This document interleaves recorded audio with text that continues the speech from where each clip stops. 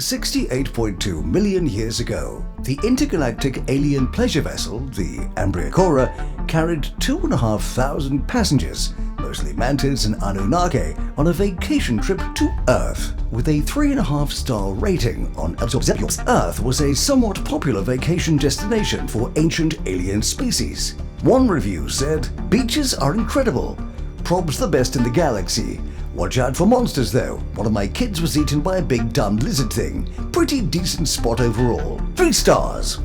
On this fateful day, the Ambriacora experienced a catastrophic system failure and crash-landed into Earth in the area now known as Chicago. The alien survivors were promptly eaten by dinosaurs. The Ambriacora, like other intergalactic spacecraft of the time, was fueled by pentonium, which, like dark matter, is invisible to the naked eye. Pentonium is a source of infinite power used to fuel spacecraft through interdimensional wormholes. After millions of years of tectonic movement, the Ambriacora was crushed and buried, leaking pentonium into the Earth above.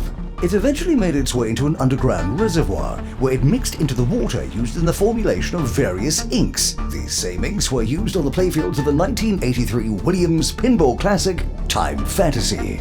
No one knows for sure what happens when humans interact with pentonium, but we do know that it's been leaking into the drinking water for over 50 years.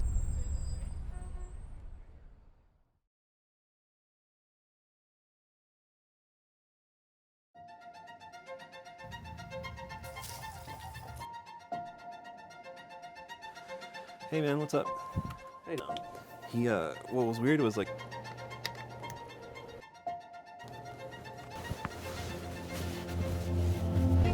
Hey boys, are you ready for the live TWIPYs? Hey Mark. Yeah, we're ready. You got all your cues and you're all ready to go? Oh, I'm good, yeah. All right, have you ever done anything live like this before? Yeah, a few times. I think we're gonna be good. You be cool. We've rehearsed enough. I think this is going to be magical. Awesome. Well, if you feel good about it, I feel good about it. Mm-hmm. All right, so we'll see you in about 5 minutes. Don't forget the gift. Promise me the gift.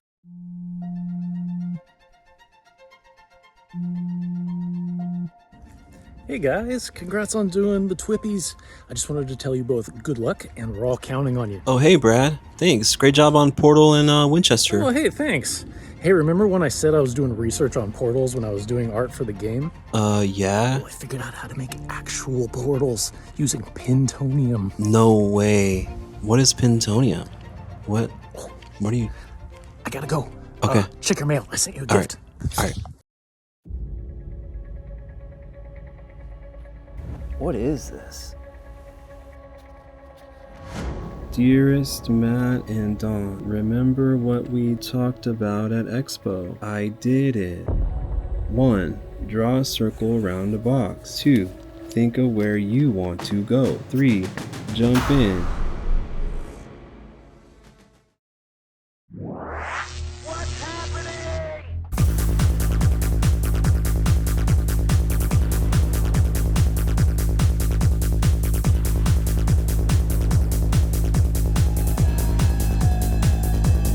And now, Bash Pinball and Kineticist bring you the 2025 TWIPY Awards.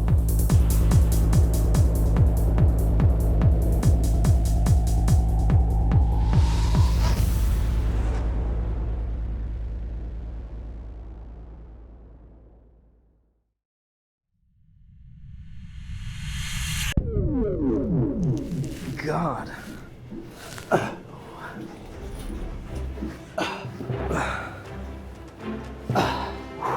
We made it. I can't believe the portal actually worked. And I guess aliens are real? They are.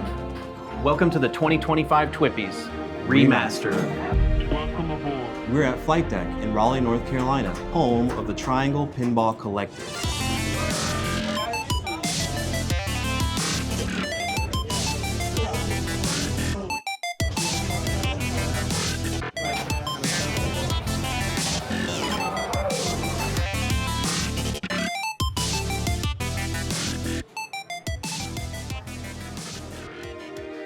This arcade was founded by members of the local tournament scene, and they really care about pinball. These are some of the best playing games we've ever seen.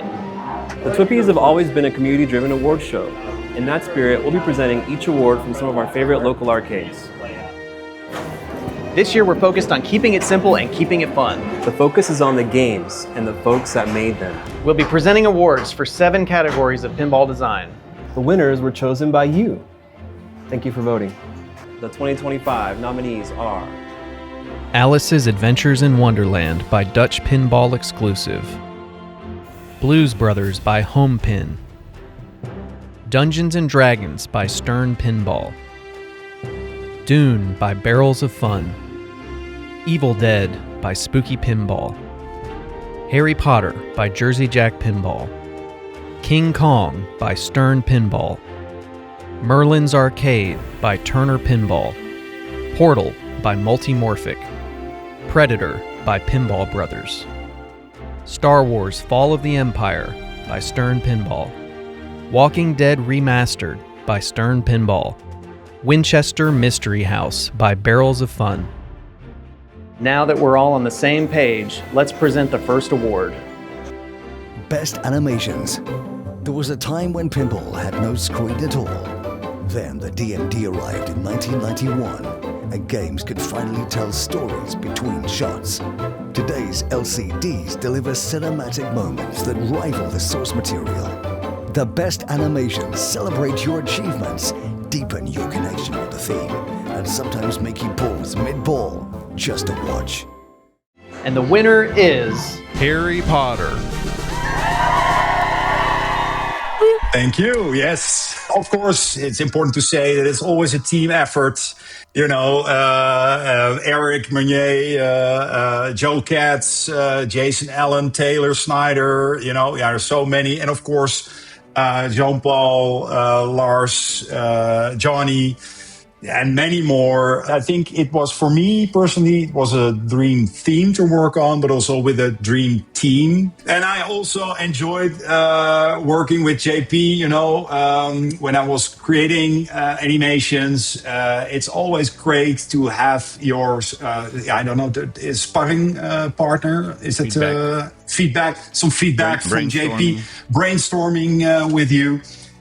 You know, just yeah, it's that. Then the magic really happens. You know, when you are talking about it, brainstorming about it, creating things, showing, sharing, and also feedback from Joe. You know, when he's implementing things in the game, coming back to me or to us, and you know, share his thoughts on things. That's all great, and I think that makes things better and win awards apparently. So. That's great. Well, I would like to thank all the voters. Thanks for voting again for us. And for this TWIPY is maybe the first that actually goes to a team of creatives for an animation team. Olaf as lead animator, Johnny Wiegel, and Lars, who helped in the 3D. I also like to thank Jack Guarneri, and Brad for keeping pinball alive and making great games, and then the rest of the team, of course, who Olaf already mentioned. Thanks, guys. So we've got Jean-Paul and Olaf here, who were part of the animation team on Harry Potter. Before you started working on Harry Potter, were you fans of the Harry Potter books or movies going into this project? Yeah. I read all the books, and I've seen all the movies. I was a little bit older.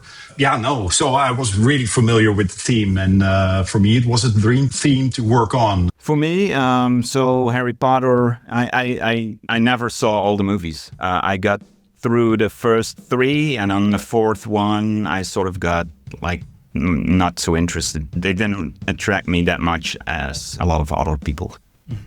So I watched the whole series once we knew we were gonna do the game, and I don't really feel, especially now since I edited so much and seen the movie so much, I don't feel like rewatching the whole series again. Understandable. It's a long time investment. Yeah. Was there anything specific to this license? So Harry Potter, because Jersey Jack, you guys together have worked on pretty big names, pretty big licenses. Was there anything specific to this one that made it more challenging or more interesting than the other ones? From all the licenses I worked on, this was the toughest. Approvals we had to work with 2 parties to get approvals. And yeah, it took a long time to get stuff approved. But fortunately, we had, basically all the assets, all the movies. So that was much better than Pirates, for instance. It was, compared to Elton John, there was so much creative freedom, and here they really want to stick to their storyline and the lore of Harry Potter, of course, and for good reasons. So yeah, it was challenging, but I think the challenge is to keep pushing yourself and also to keep yourself organized. So when you have created something and it's already in the game, and you need to go back, you still can open it and still, do your work or rework on the things you did. And it happened that some things I really loved that I created or recreated had been, killed basically, and I need to change for something else. But when we're now a couple of months away from the project, it's good, it's fine, and we can be happy about what it is at the moment. So I'm looking very positively back at the whole thing, and I forget those setbacks basically. Water under the bridge. Always. Yeah, exactly, always. exactly. Once the project is done, you see the reactions of the people. You forget most of the negative stuff and see only the positive stuff. How did you go about deciding where the different elements are, or how to get someone's attention for a particular thing on a particular part of the screen and the layout? It's all evolve. It's an evolving project. Each project is different, and it takes over a few months to get where it ends up. And I approach every theme differently. I don't want to rehash a certain UI.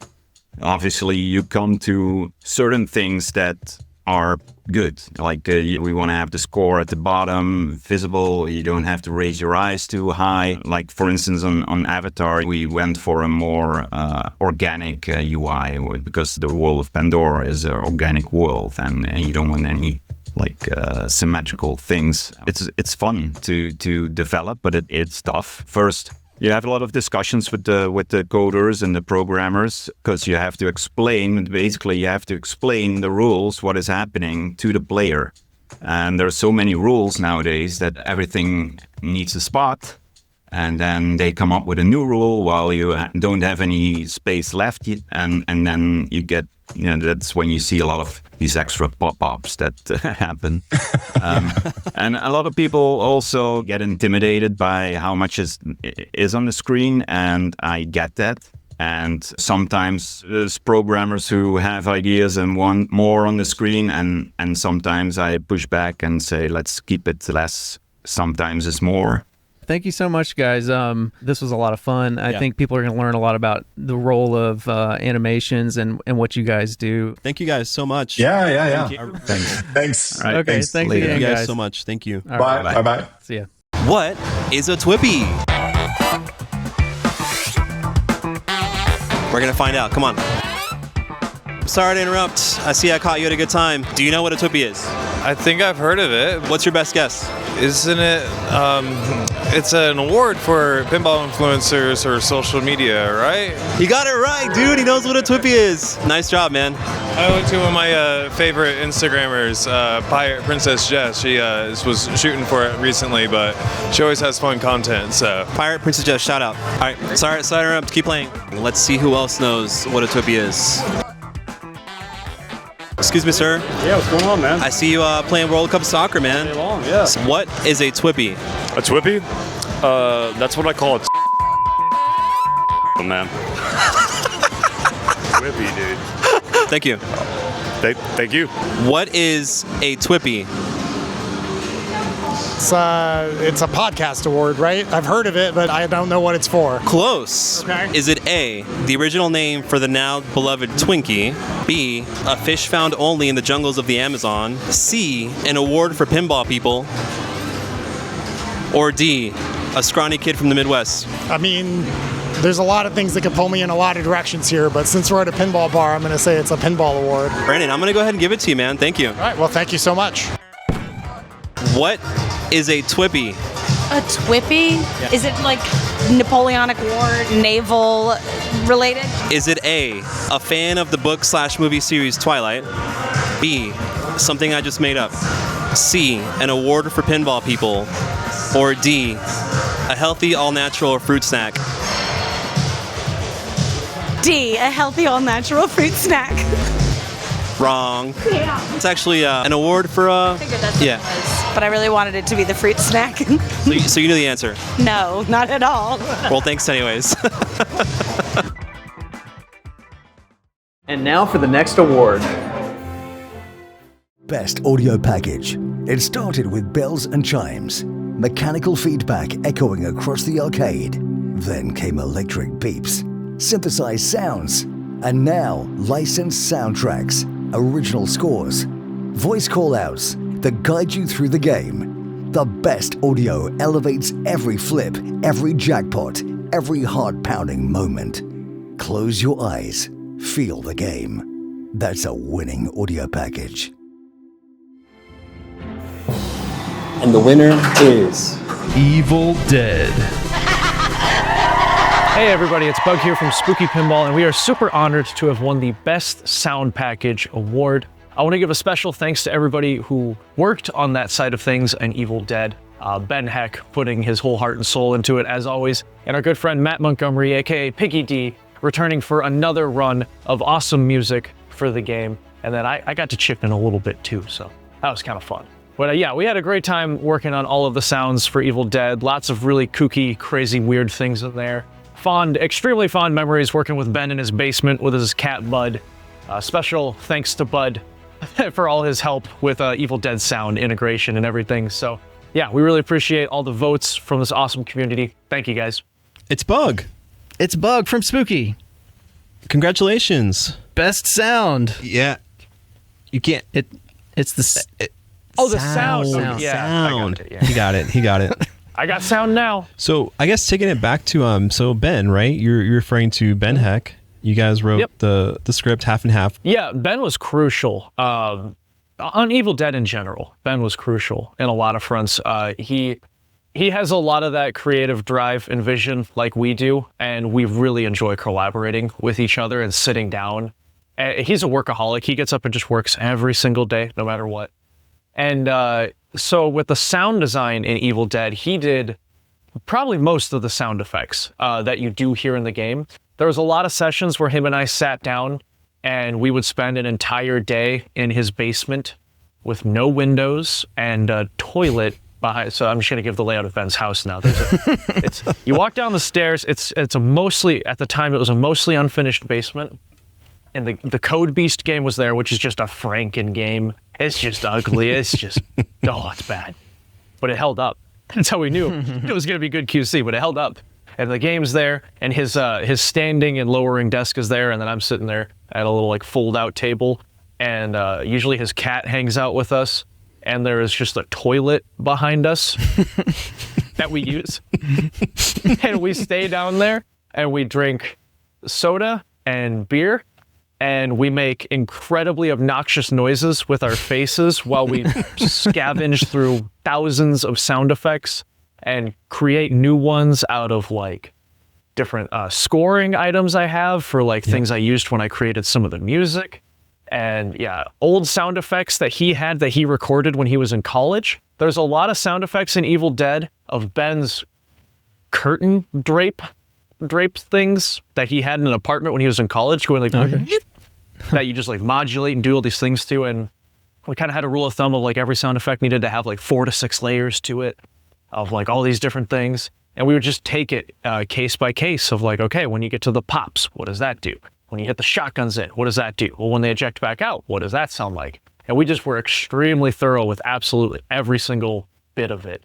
until we felt like there was enough there, and then we kept going. But yeah, Wow. he did a ton of the base level stuff with that, and then I would come in and we would focus on the more like dramatic things, like mechanism based things, pop slings. Really, we had a great time just making the most obnoxious noises you've ever heard in his fun. basement. And Yeah. it was like we both knew what the other person was talking about, and it's actually like, I don't want to say somewhat intellectual, but it really was. But to anybody just like watching, it's like, these guys are freaking dumb. Like, what are they doing? Relatable. Yeah. So as far as the music goes, you have some of the original songs. We don't. We had to create everything ourselves. So that was the thing with like the footage from the movies. We didn't get the rights to the scores and everything in there. So we Wow. would have to like cover it up or completely remove it, do all these things to make sure it wasn't audible, and then create everything on our own and do our best job to blend it well enough that it sounds like it did come from the movie. Wow. Which apparently we must have done a good job because you thought we had it. I thought you had it, dude, no actually. idea. Yeah, amazing. I mean, that means yeah. we did okay. You did good. Heck yeah, you did. So Matt Montgomery did the most of the scoring for the game. Yeah, he did like 90% of the scoring for the game. So like, when you play like the base mode music that goes on, and then when you enter modes, most every single one of those has Matt's scores that he created from scratch, original compositions. It's just really great stuff that sounded like it belonged in that world. There's not like we were kind of worried about what to do with the music in Evil Dead because, when I say Halloween, everybody knows, din, din, din, din, din, din, din, it has this thing. You say Scooby-Doo, everybody goes to the Mystery Machine, like the Scooby-Doo theme song and everything. Evil Dead. It's like, I remember there was something, but I don't remember. There was a lot of screaming and probably some strings. It's like, so we were kind of worried about like making sure it fit well.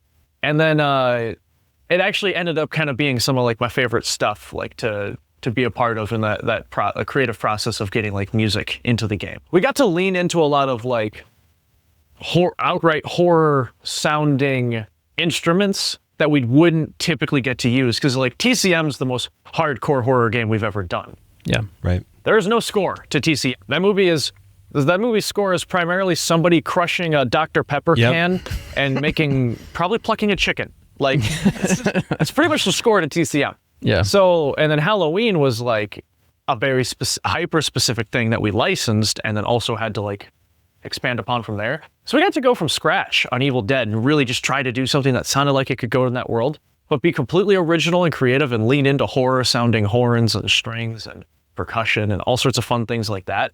And that was cool. Like, we don't usually get that much freedom with what we're doing. And I think Matt got to really shine with that. I got to have a lot of fun with it too in the little bits that I did.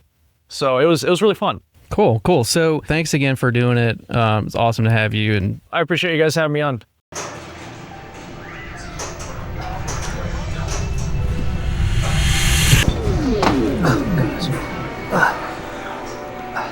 I think we made it. We're here. Are you good? I'm good. We're here at Arcadia Manor in Greensboro, North Carolina. This place has an incredible haunted house vibe and one of the best collections of 90s Williams games, and one of the coolest retro gaming / anime stores in the state.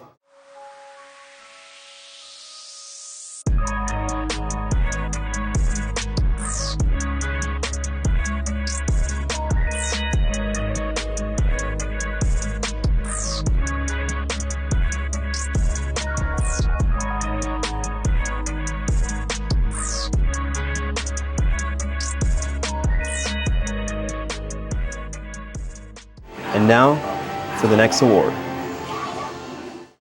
Lyman F. Sheets Best Rules and Code. One man. Legendary software engineer. Championship player.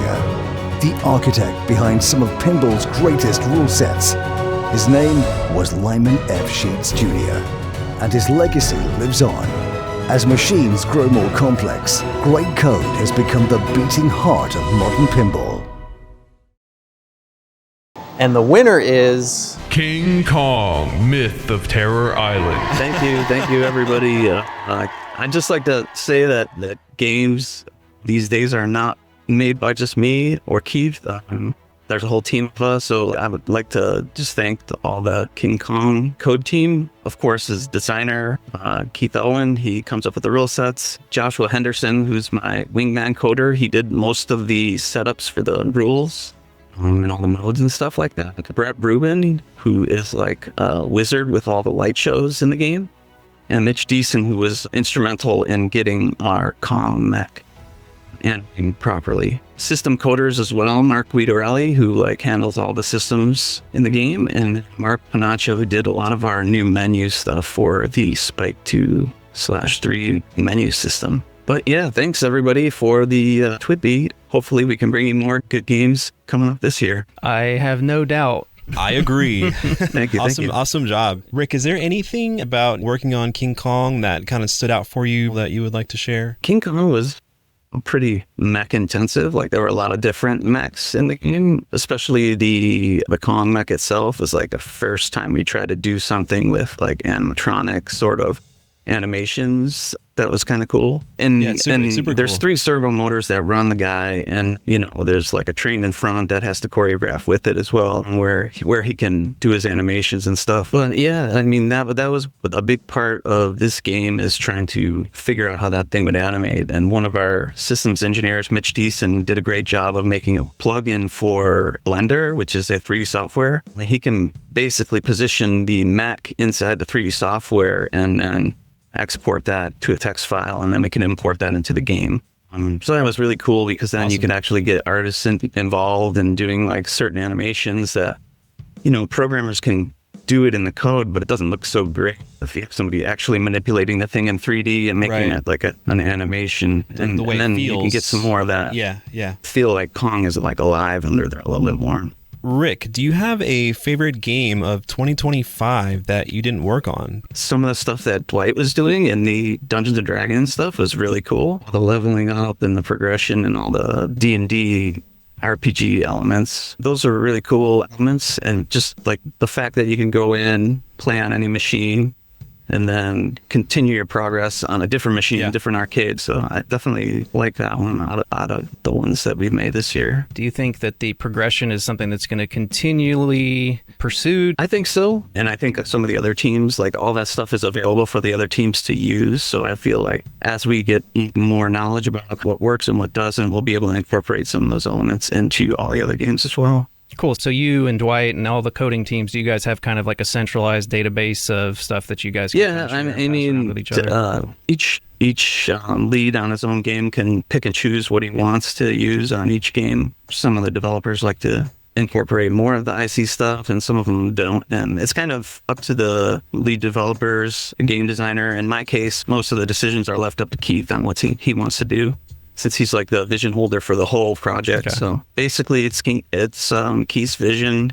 He comes up with the idea and lays out the rule set, and then I come in, and a lot of guys on my team will help out, and you know, we'll basically iterate until the release comes out, and then Keith will decide whether or not it's playing good, and then we'll just keep iterating on it. So Colin asked, what for you separates good code from bad code? See, I have a different perspective, because when I'm looking at code, I'm looking at like how clean it is, how easy, how maintainable, how it doesn't have bugs, or it's not fragile.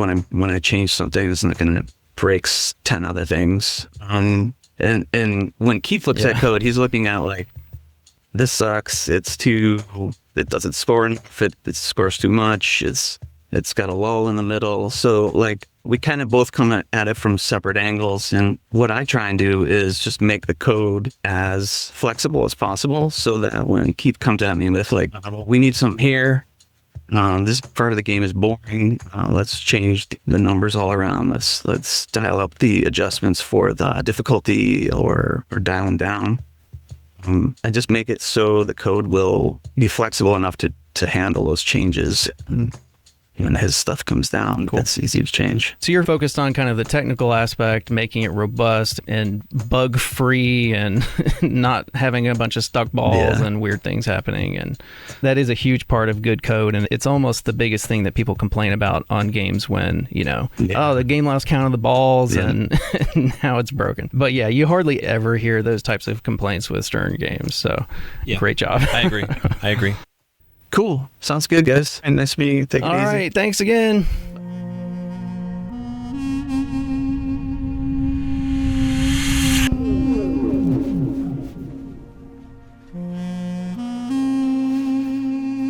Pinball at the beach. Nice. You ready to present the next award? Yep. Oh, the beach dive.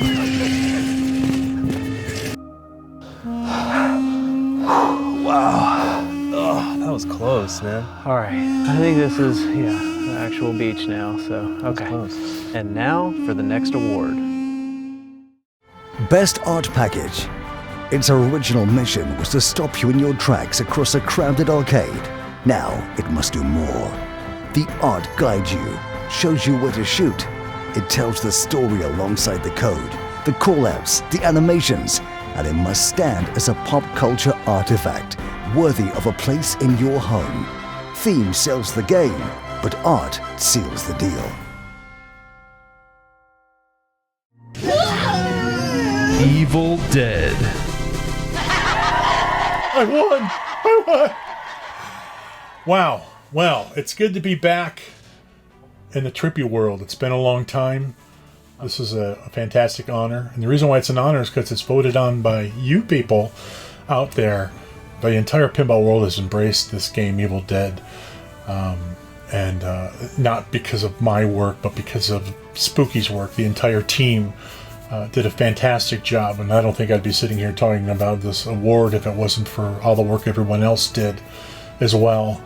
I'm just, I'm very flattered and very honored, very humbled, happy to be back. But I also would like to share this award with everybody else who came out with a game this year. It's hard work. It's sometimes it's not always appreciated, but me being a fellow artist, I appreciate what you guys do. I think everybody's done outstanding work. Your work keeps me elevated and to keep trying harder. And that's important. So, I mean, to say I couldn't do this without you guys is true. Fantastic work. Again, welcome Brad Albright to the game. 2 art packages that were fantastic. Everybody did a great job. I can't think of them all right now because I'm old and stupid. But I just remember it being a very tough field and being very surprised when I found out that I won. So thank you very much. Thanks to everybody at the TWIPYs. And I hope you enjoy the rest of the show. Amazing. Thank you. So, Chris, this is your first TWIPY award, right? No. Oh, it's not. Wait, what does he got? No. Oh, nice. The Munsters. Oh man. So okay, I apologize because we were informed that this would be your first TWIPY award. So this is my first TWIPY in a long time. Okay. Munsters was 7 years ago, but yeah. Okay, so starting over. That was like this is your second. So Chris, you haven't won a TWIPY in a while. Now that you're with Spooky, you're now the art director, and it feels like kind of a new leaf for Spooky. And Spooky's got 3 TWIPYs this year. Yeah, out of 7. Out of 7, which is pretty incredible. And wow, your art is the winner. So does it feel good to be recognized in that way? Of course. The thing about the TWIPYs that's special is that people vote on it. A lot of podcasters are doing their year-end, which of course, obviously, anybody who would win would still appreciate being called out by a podcaster. But this is like the pinball people voting and all that. So, yeah. I mean, any recognition, of any sort. Wow, your hair looks nice. Thank you. Anything's good, but yeah, the TWIPYs always means more because it comes from the people, and it has been a long time. But there's a lot of good talent out there. There's a lot of good people doing great work, even this year. Brad Albright has had 2 art packages that were in contention, and this is his first year coming in. So welcome, Brad, and everybody else to again to be recognized, and a group of such talented people is amazing. So I don't think I should have got one sometime between now and the Munsters. I'm just grateful I'm here now. You know? So. Well, we are too. We're glad to have you. We want to talk about like vibe. So like the art is probably the biggest, in my opinion, probably Don, I think you agree with me. Yeah, 100%. The single biggest element of a pinball machine that kind of creates the vibe. And how do you think about creating that vibe, and how do you know when it's right? Well, the vibe initially comes with research. If it's something I'm not familiar with, I've grown up with Evil Dead, so I was very well versed with Evil Dead. Some other things that I've done, not so much. So if it's a movie, I'll watch the movie. If there's fan sites out there, like pages on Facebook or whatever, I'll check that out and see what people talk about the most, what they seem to reference a lot. That certainly helps, because, I'm not, when I do an art package, I'm not doing it for me. I'm doing it for everybody else. I don't have to sell myself on it. I want to make sure that somebody's a big Evil Dead fan. When they see this game, they're going to be like, he didn't miss a mark. It's all there. So that's, it's very important as part of the job. And the vibe just kind of comes from that. If it's a movie or a TV show or whatever, it's right there for you. Yeah. It's created for you. The director creates the vibe of the movie. Right. I just have to pick up on it and translate it into still images instead of motion. So that's where my color palettes come from. Pinball's interesting though, because like the expected color palette for pinball is not the expected color palette for the real world. Right. Right. It's fair to say. So when you take something like Evil Dead, if you watch Evil Dead, it's like tan and brown and black and blue and denim and suede colored hush puppies. And I mean, that's not going to translate well into an action-packed art package. Yeah. So my job is to figure out what colors are going to work within that world. What kind of introduce into this that's going to work with it, or even enhance it. I can take a color like denim and I can saturate it and make it very blue. Of course, it's going to work, because if there's a lot of denim or there's a lot of wood colors, you can take wood and make it orangey, anything like that. If you take colors that already exist in that world and you brighten them up, you can get more impact, but you're still playing in that same playfield. So that's pretty much where that comes from, is just trying to, work within that world, but you have to, even the artwork has to be exaggerated. Yeah. Because in a movie, you've got action, you've got, in a pinball, you got, so how do you make that dramatic? Make the fist a lot bigger, like it's coming at you, and more of an exaggerated expression. So, you have to try and make it look a little more exciting in a single image. So, having worked on unlicensed themes like Galactic Tank Force and all the aforementioned licensed Huge themes, licenses, do you have a preference for, which, if you could only work on licensed themes or unlicensed themes? I mean, looking at your background, clearly you're a big fan of like pop culture and stuff like that. So I have an idea what you're going to say. Just looking in the background here. Yeah, doing an original theme is more difficult, but it depends on your team that you're working with. I'll tell you this much: it's really scary to do an original concept, because you have no idea how it's going to be accepted. Right. When you're doing Terminator, you've got a fan base built in. When you're doing Evil Dead, you've got a fan base built in. There's people out there that love that stuff.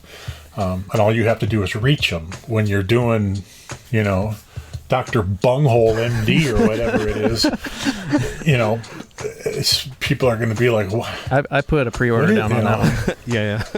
Yeah. Which is funny, because it was so, back in the day, that's all you got. Right. Was, all this crazy weird stuff that didn't mean anything, and people accepted it. And now it's just like, if it's not some multi-billion-dollar franchise, people don't seem to be too interested. They always ask for, when are we going to get some original themes? Well, here's an original themes. Well, I don't want that one. So not that, anything but that.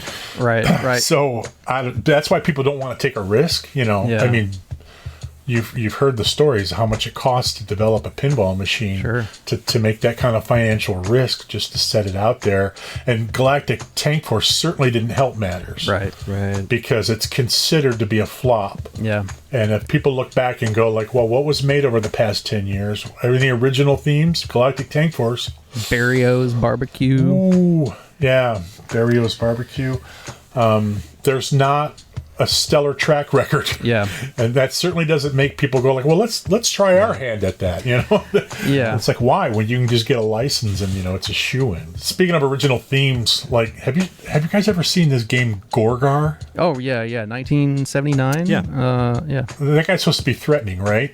Why are his ears bigger than his horns? He looks kind of like an elf, like a red elf. He's not, he's with no pants on, funky nipples. But like, never noticed. Yeah, his horns are a little tiny and they're way off to the side of his head. I'm not afraid. It's not. I'm not afraid. He's not an intimidating demon. It's like he wants to be, but no. He has 8 words or something too. His vocabulary is pretty unintimidating as well. He does look a bit like a doof. I mean, if you really look at him, he's not like going. Rrr, he's like going. Yeah, I wonder what he's up to these days. It's probably flaking right about now. Like any old backlash. I mean, if you guys really look at him, like, doesn't he look like a pizzeria owner turned into a devil? I mean, you wanted the pizza? Make me the pizza. Hey, Chris, did your internet go out? What's happening? What's going on over there? Look at his face. It's all. Oh my God. Gorgar? Gorg, what are you doing here, and why did you melt Chris Franchi? We're aboard for Gorgar. This is a prestigious event. How about you show some respect? Gorgar should get award for saving pinball. Gorgar sell 14,000 machine. And first game with beautiful voice. We're award for Gorgar. I mean, I guess I get what you're saying, but we're giving awards to games that came out last year. Gorgar came out in 1979. What if we gave you a Lifetime Achievement Award in honor of all your contributions to pinball over the years? Yes, Gorgar, take this award for best pinball of all time. Gorgar should also get award for learning most words and for being most strong and most muscles in pinball. No! It is Arnold who should get this award! Gorgar is a purely weakling compared to Arnold! Zero definition! Look at the muscles! Arnold, what are you doing here? Arnold is stopping you from making the biggest mistake of your puny little life! It should be me getting this award! Arnold is on 4 pinball machines and should be 5! The great tragedy of Villiers closing before they produce a version of the blockbuster holiday classic hit! Jingle all the way! That movie came out like 30 years ago. Also, Arnold is much better at public speaking and has much better vocabulary than Gorgar Guristein. I actually think Gorgar might have a better vocabulary. Insolence!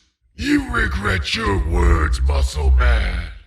Maledictu familie tui et liberes. Look at your tiny baby muscles! Your no definition with flabby nipples! And your horns are like tiny like my little pinky finger!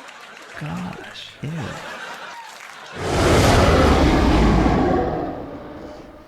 That was loud. You alright? Yeah, I'm good. Drop my phone back there. Right, sure you did. Oh, girly man! Scared of the little furry monkey! He's not even the real King Kong! He's an AI clown! Let me get in here, guys. I know I probably sound a little weird to you, but let me assure you, I'm not a clone AI whatever. This is my normal speaking voice. I just never get to talk in movies. Welcome, King Kong. Congrats on Best Code and getting to work with Elwin. Me and Keith go way back. He's my best friend. Anyways, obviously of these three, I'm the strongest and have the biggest muscles. I mean, look at me, right? I'm like 40 feet tall. Gorgar only see head. Same size as Gorgar. Anyways, as you can see, I also have the best vocabulary. Duh. Not to mention, throughout history, there have been way more monkeys in pinball machines than Gorgars or Arnolds. Monkeys? Aren't you a gorilla? Same difference. I'm just saying, King Kong, Congo, Super Monkey Ball, all great games. Super Monkey Ball isn't even a pinball game. I mean, it's close. Wait a minute, do you guys even know what a TWIPY is? Terminator wins in pinball!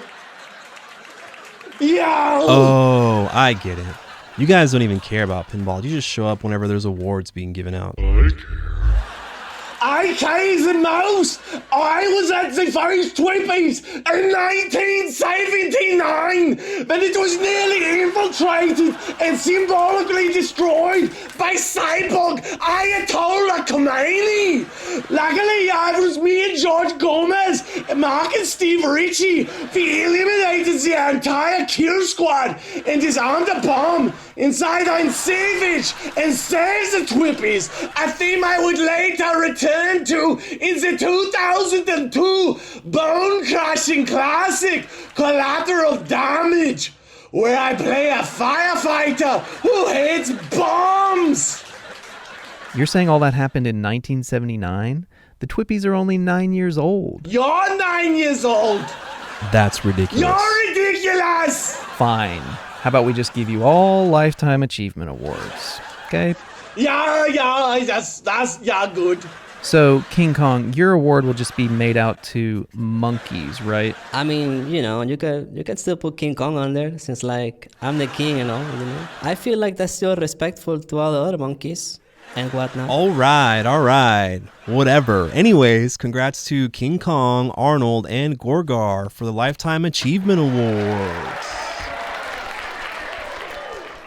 Okay, guys, we gotta get back to the TWIPYs. Gorgar, I will hunt you down and skin you alive! You will perish in flames! Peribis in flammis! Peace out, dudes. Those guys are a trip. I gotta go.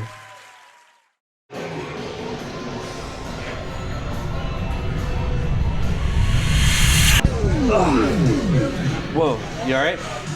Yep. We made it. We made it. We're here at the Basement Arcade in Concord, North Carolina. Super vibey, free play pinball with a full bar. Kind of reminds me of Logan Arcade.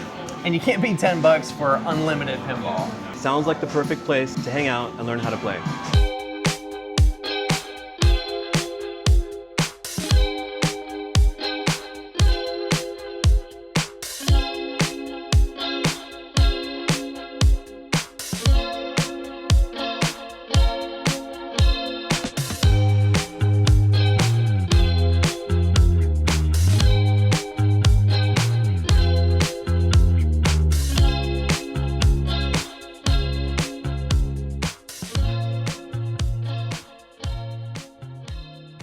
And now for the next award.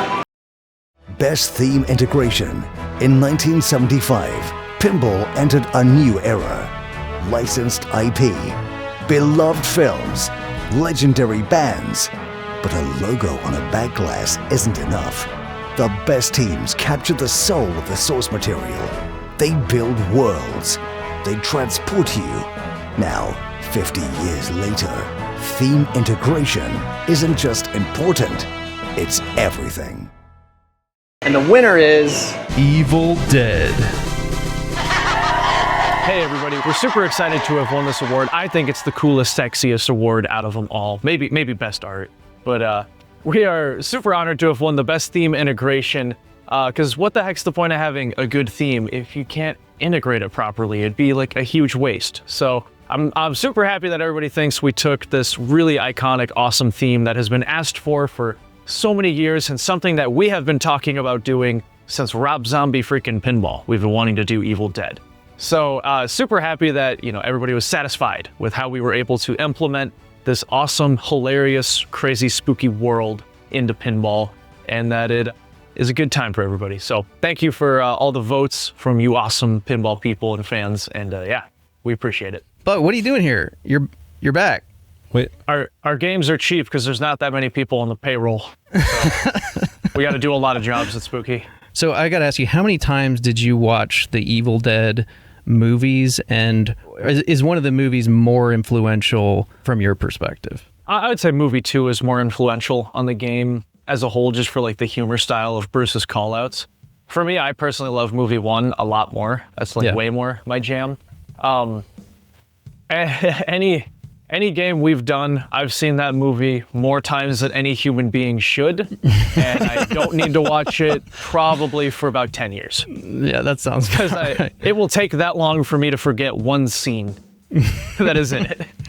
Yeah, that sounds about right. So, Bug, from the double barrel boomstick lane to the tape recorder down to the leaves on the roof of the cabin, the thoroughness and the detail in Evil Dead, to me, sets like a new standard in terms of the world under glass.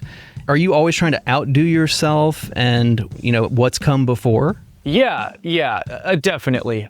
So Evil Dead was, I mean, I want to say like we've always thrown everything we had in us at every title, but Evil Dead was kind of this cultivation where our years of experience and skills built up to a point where we felt like we were starting to know what we were doing, and we said like, okay, we're putting absolutely everything we have at this on all fronts just to see like what we're made out of and to see if what our very best thing we can do is something that people will enjoy. And it turns out I think people do enjoy it. Took us about 13 years, but we figured it out. How to make the code. some pretty good games that people enjoy, I think. And yeah, it's an effort from all the different fronts. I think if any of them were lacking, it would have shown, and people would have called that out and seen it. But I really think every different party involved with a creative process on Evil Dead showed up with everything they had in them, and that's why the product turned out as pretty decent as I think it did. I think that's an understatement for sure. I agree. So yeah, of all the TWIPY Awards, the theme integration is probably the hardest to quantify. What does theme integration mean to you, and what do you think sets spooky games apart in terms of theme integration? Wow, that's a really good question. It's something that we're pretty good at that I've never actually thought, what is it that we're good at with it? You know? I mean, theme integration is so many things. People have got to be so sick of me doing this comparison, but like, I always compare pinball machines a lot to like amusement park rides, where it's a short experience, you know, a few minutes long of this big IP that people grew up loving. And you're going to give them a quick thrill ride that can never get old. You have to be able to go on it over and over and over.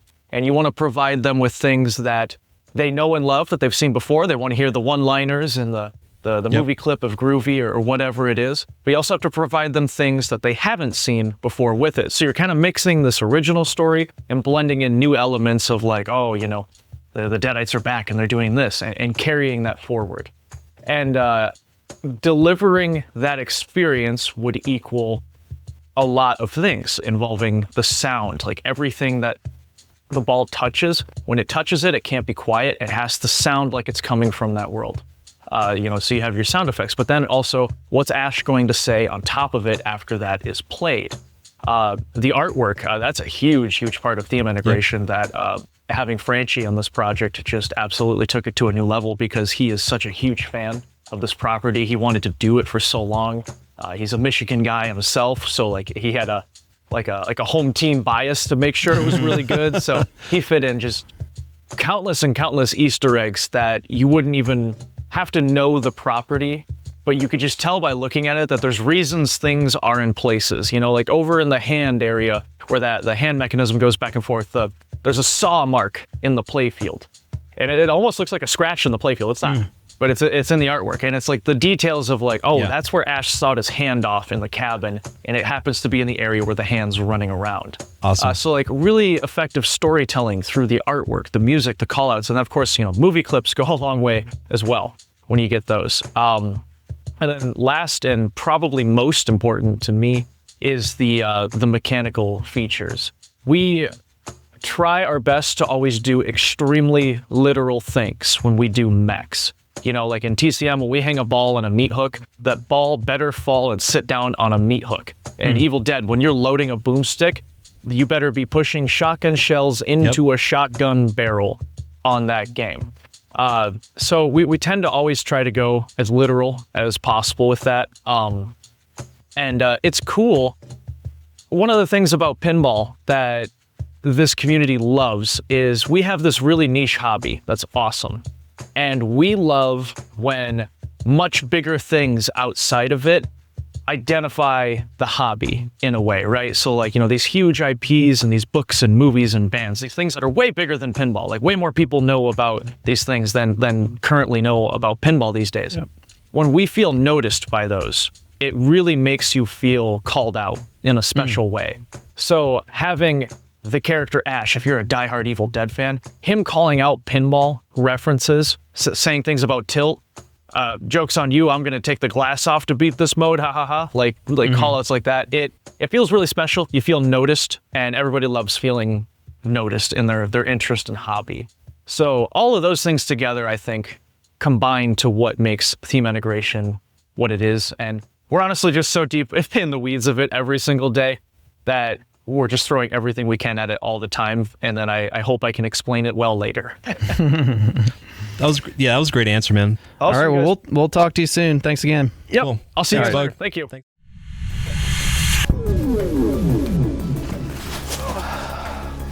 All right. Made it. Whoa. Where are we? Why are we upside down? Oh, I think I know what happened. Echo! I must have been thinking about Stranger Things when we jumped through the portal. I thought we were going to the next arcade. I mean, I don't see any Demogorgons around. Why don't we just present one here? Best playfield layout, novel shots, creative ball paths, toys you've never seen, flow that rewrites the rules. One question rises above the rest. Which game was the most fun to shoot? Which game delivered that addictive kinetic satisfaction only pinball can provide? This is Best Playfield Layout. And the winner is King Kong, Myth of Terror Island. Thank you. Appreciate it. It's a team effort. Rick, and engineer Harrison, for sure, for putting up with all my crap and letting me realize my vision by making it actually work. Jerry Thompson on sound, all my guys, Jeremy Packer. Appreciate all these guys. I work with them all the time, and we're a tight-knit team, and I really appreciate that the community realizes our hard work and gives us this award. I'd like to thank King Kong for being so easy to work with. He gave his likeness rights and everything. No rewrites, no art changes, so Nice. Appreciate it, buddy. Okay, awesome. All right, we'll pass that on. We'll let them know. I'm not sure if you guys have any more room for TWIPYs. Like we were there recently and we saw the shelf in the the replay lounge? The replay room, yeah. Matt had a good idea that you should just melt them all into one giant. Yeah, Just make a giant one to put on top of the building. Yeah. It can go beside the pinball outside. It's probably going to be big enough to go beside the pinball. Well, when I first started, they were this big. Oh yeah. Then they got to be this big, and then when we did Godzilla, we actually drew the broken TWIPY on the floor in the building, and then it's the year after that, and all of a sudden the game of the year is whoop. So after I think you've won the Best Playfield Award 4 or 5 times at this point. Does it still feel good that enough pinball nerds to fill up a mid-sized theater chose your thing as the best thing? Yeah, I mean, I'm a little surprised because it gets harder not to repeat myself. So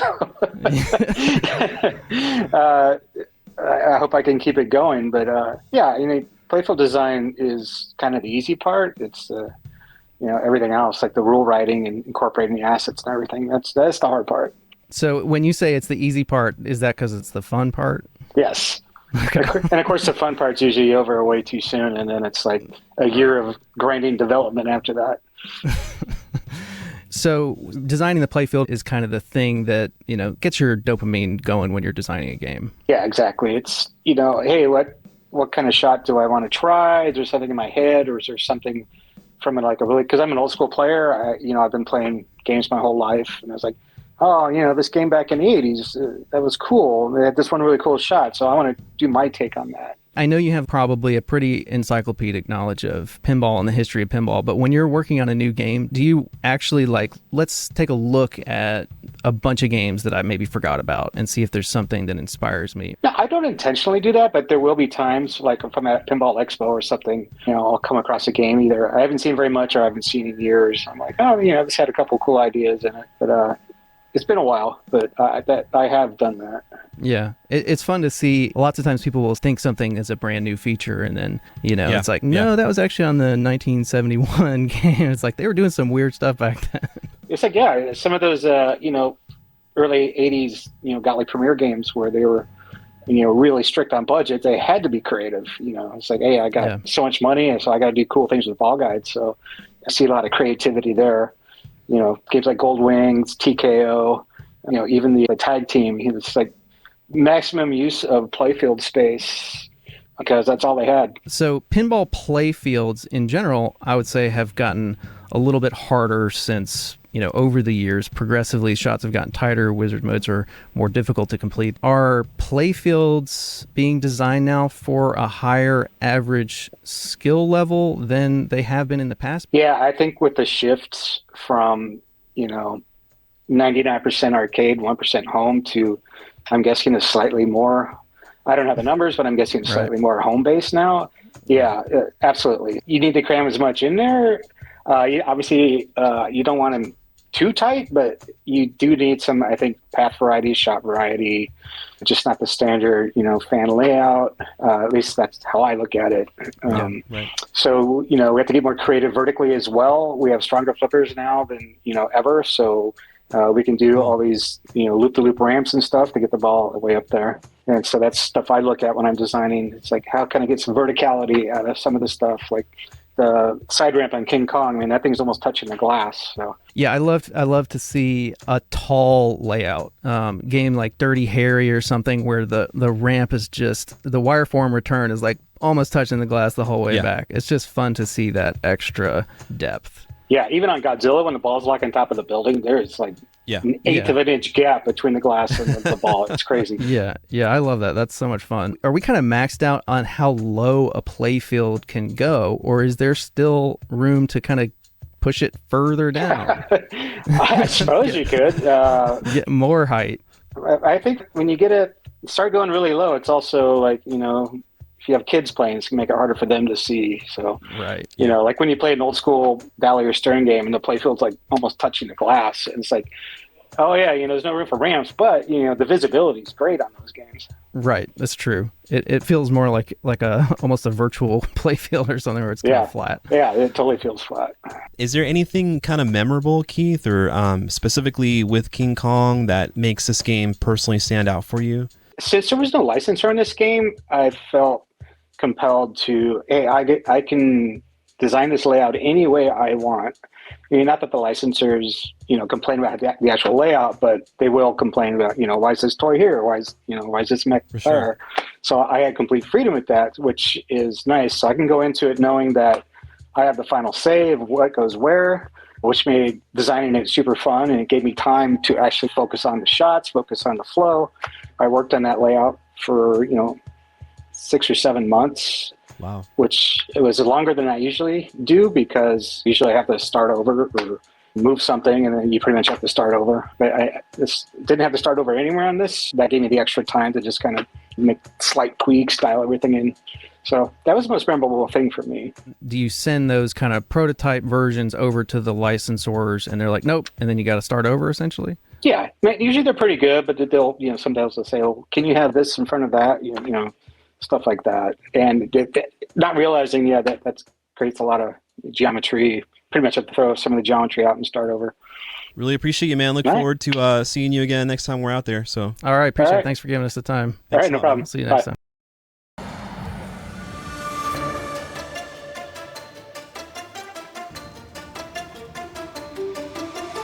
We're going incognito, and we're gonna find out if people know what a TWIPY is.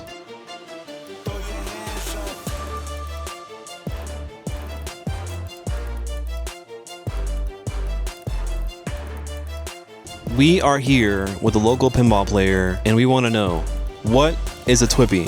A TWIPY, in the sense that I used to know it, is when you are hitting a road and there's a bump on the road and you run into it, you bump, and you do a TWIPY. That's incorrect, but thank you. It's just a pinball award. Oh, that's amazing. I want a TWIPY then. I'll give you a TWIPY. What is a TWIPY? A TWIPY, is a pinball like a move? Like, or is it like a... Close. Oh. It's not like a multi-ball, is it? No. I mean, I just play for the love of it. You play for fun. Yeah. That's what it's supposed to be. Is it A, a grown-up that loves cartoons? That would be me, though. So you might be a TWIPY. Is it B, a pinball award? C, a cocktail from Spain? Or D, a new TikTok dance? Oh, it's pinball award. Yeah, you got it. Thanks, man.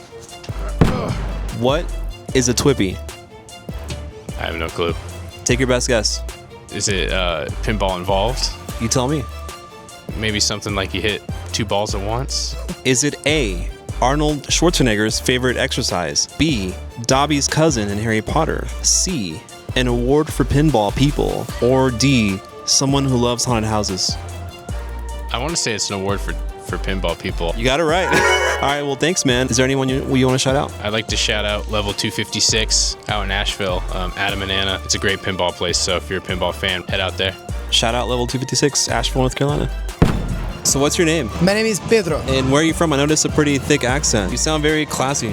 Thank you. I'm from Portugal. Oh, nice. What's your favorite game right now, Pedro? My favorite game right now is Lord of the Rings. Well, I hope to see you around and play some pinball with you soon. Sounds good. I'll see you around.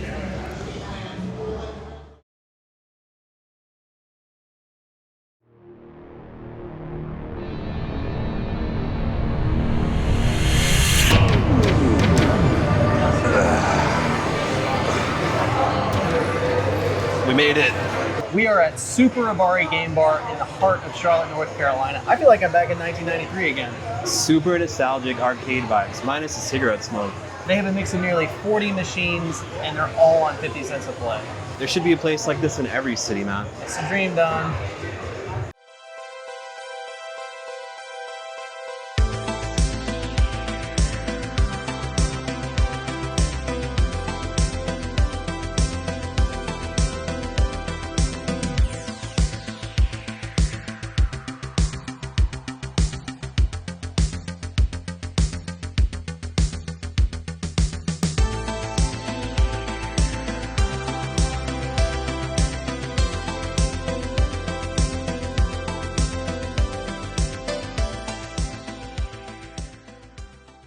And now for the next award.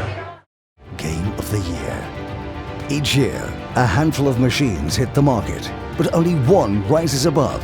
Theme, art, sound, layout, code, all of it working as one. This is the game that captured your imagination, got your heart racing, and reminded you why you fell in love with pinball in the first place. This is Game of the Year. And the winner is Harry Potter. All right. Thank you, everyone. Game of the Year is an honor to receive. These games take so much of our heart and souls when we make them. And it's not just the game designer that makes a game, it's the entire team. And the team here at Jersey Jack on this game especially is the best team that I've ever worked with. Everyone who was here put their best effort in. We put in lots of long hours, nights, weekends, giving up vacations to stay here and make this game for all of you. Special shout out to Joe Katz, who was lead programmer. The first time that Joe has been lead on my game. He made rules that are easy to play as a casual, rules that are there for the advanced players. It's a really fun game to play.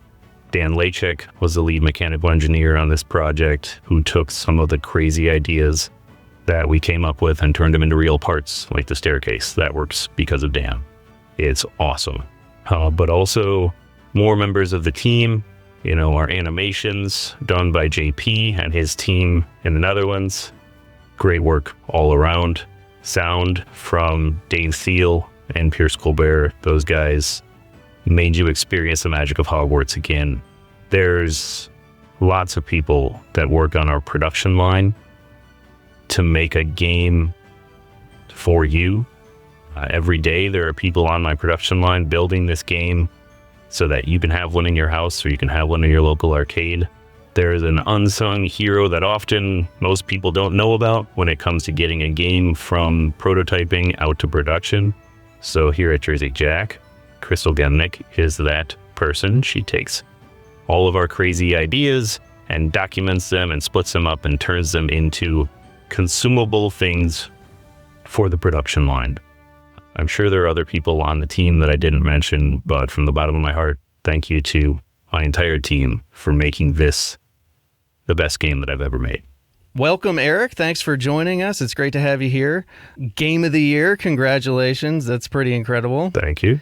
It's awesome when you pour your heart and soul into a project, you live and breathe it for 2 years of your life, and we're not talking 40-hour weeks, right? Like, every member of the team that drives, and not just Jersey Jack, I'm sure, every game team out there lives and breathes this, and they pour everything they have into their games.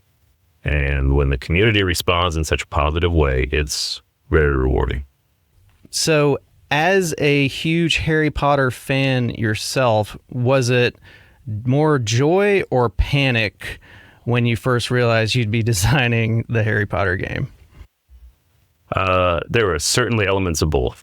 This license in particular had the opportunity for failure presented very early on, which was, you have everything. What are you going to do with it? Right? And at that point, it's like, certainly you're excited. Certainly I was excited. Dream theme, dream license. Been reading the book since I was a kid. Watching the films, playing the video games, doing all of it, going to Universal. Like, this is absolutely a dream thing. And I know that there are millions of people that absolutely love Harry Potter. And, including close friends and family members and people who, their lives were steered to better places because they were reading these books and experiencing these books. One of the first things is like, how do you not let those people down? And it's so many people, right? It's so many fans who, and we're all different. We all attach to these books for different reasons. We connect with a certain character, or we see the trials and tribulations that Harry goes through and overcomes. And there's other people who, have strong feelings for this character or that scene or this monster, or, know every spell ever made. And there's just so many different details that if you were to poll people about what's your favorite part of the Harry Potter franchise, poll 100 people, you'd probably get 75 different answers. So I had to think about all that as I was creating a game, and how do I include everything possible in a way that every Harry Potter fan will see their favorite moment, or will experience their favorite part of the films that they connected with. So that helped define the game design, which was, there's so much here. How can we let players experience it in a way that's not overwhelming and doesn't feel just like throwing random movie scenes at you, and do it in a way that's cohesive, even for people who don't know anything about Harry Potter, right? It still has to be pinball machine that's approachable, that casual players can enjoy, advanced pinball players can enjoy, fans of Harry Potter or people who've never read the book or watched a movie can still enjoy. So it's a lot of balancing what I want in a game, from an advanced player's perspective, from a huge Harry Potter fan's perspective, to, one of the guys down the hall who's never seen a movie, doesn't know what Ron is, and, asked these questions about I just play whack-a-ball. How is this going to be fun? Mm-hmm. And made it fun for a player like that with no Harry Potter knowledge. Sounds easy. So simple, right? Yeah, right. So, given that you're trying, you've got these 8 different movies that you're condensing into one game, which is kind of unprecedented, I would say. Yeah. I can't think of any, even in video gaming or anything. It's kind of unprecedented. I can't think of anything like that. Did you end up having to leave out any of your own favorite stuff in trying to include everybody else's favorite stuff? I certainly included some of the obscure things that, this is one that I definitely need in here, like this mode. Specifically, there's a scene in the first movie that's not very impactful to a lot of people, but it's when Hagrid gets his baby dragon, when the baby dragon hatches. Mm-hmm. And that's not a big moment for a lot of people, but it's a big moment for me. And the reason is because that dragon's name is Norbert, and that's my father's name. Wow. And I had to include that scene in there just so that when this game launched, I could go to my dad and be like, hey, you're in the game. Nice. Perfect. That's awesome, man. But, looking at when we did scene selection, we had basically 15 scenes from each of the first 6 movies. And the final 2 movies, are based off of one book, and they're split. So there's some big action and adventure that happens in those scenes as well. But we had, 25, 30 scenes from every movie that we wanted to include. But in the design process, each of those requires rules and lights to be programmed to it. They all require their own music to be written, and that's not an exaggeration. Dave Thiel made 96 unique mode music tunes, orchestral compositions. So it's different music set for every single scene you're playing through in the game. So you have to balance your wants and desires with the resources that you have available during game development. As much as people may think that we can do whatever we want with our games and we have unlimited time and unlimited budget, we don't have unlimited of any of that stuff. In fact, it's really tough when you have great ideas for mechanisms or rules or choreography or video assets or animations, and it's there's just not enough time because we have a factory.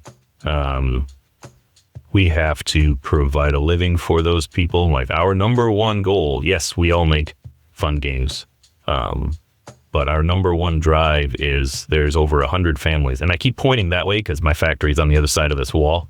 We have over 100 families whose livelihoods depend on us getting games to market on time. Otherwise, they get laid off and they don't have a job. And that's something that,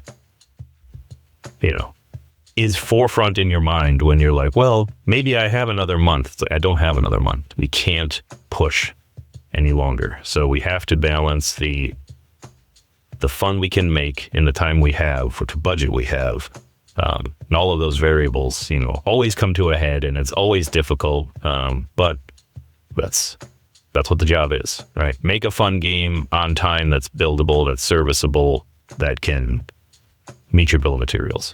So, in making a Harry Potter game, it feels like one of the biggest things is to create a sense of wonder. You know, you're trying to do that with every pinball machine, I'm sure. But with Harry Potter, you got to take that to the next level. So, to me, I'm like, you know, the obvious thing is like, let's put 20 magnets in there, right? Which, you know, it's magic, magnets, you know.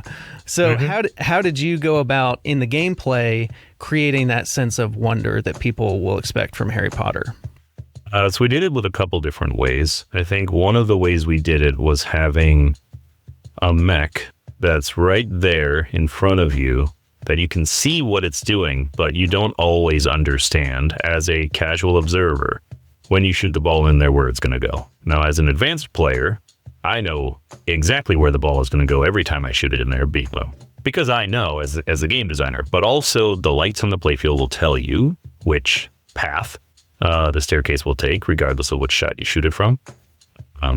So I think that mech helps a lot, because most players are like, I just shot the same shot 3 times in a row and it went 3 different places. How is that possible? Yeah. But another way that we engage the sense of wonder is making it a multi-sense experience, right? So it's not just look at the pretty flashing lights. It's the creepy blues and purples and green lights when you're fighting a Death Eater and you're hearing Bellatrix Lestrange cackling and they racket the ball out at you, and it's like, and the shaker motor goes off right at the moment of impact. It's like, it's your touch and feel, you're hearing the lights, and it sets an environment where it's like, this is just this fun, happy game I was just playing.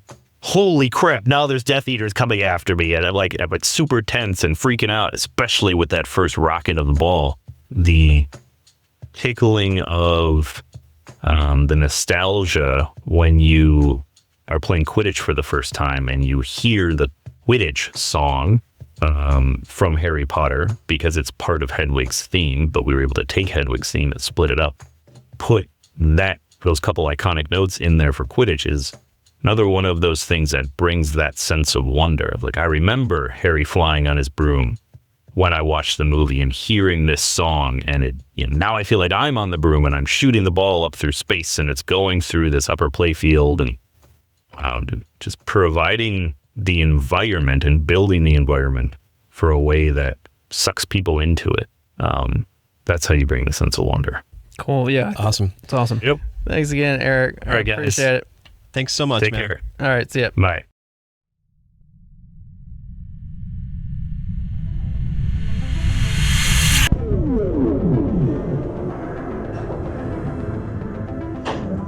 Thanks to everyone that helped us put this together. And thank you for watching and voting. We hope you enjoyed the show. We're going to play some pinball now. And so should you.